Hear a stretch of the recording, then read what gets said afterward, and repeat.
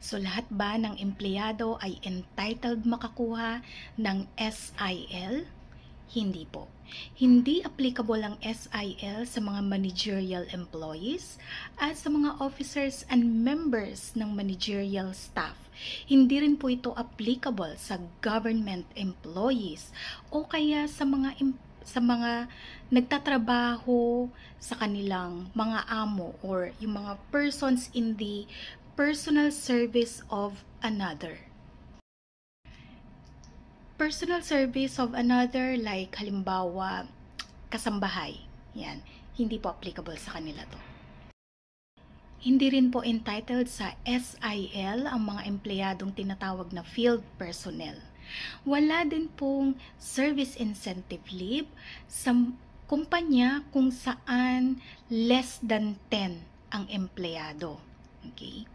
At hindi na rin po mabibigyan ng SIL ang mga empleyado na ini-enjoy na yung VL na at least 5 days in 1 year. Okay? So kung meron na kayong VL na 5 days in 1 year, wala na kayong SIL. Meron akong nabasang isang comment dati, sabi niya, bakit dun sa previous na company niya, mas marami yung kanilang VL credits kesa dun sa bago niyang employer. Alam niyo po, ang pagbibigay ng vacation leave credits o iba't ibang klaseng leave credits maliban sa SIL ay considered pong management prerogative. So, ibig pong sabihin nito, discretion ng inyong employer kung ilang credits ng VL ang kanyang ibibigay or kung ano-anong klaseng leave benefits ang kanyang isasama sa inyong package or compensation. Okay? So, prerogative po yan ni employer.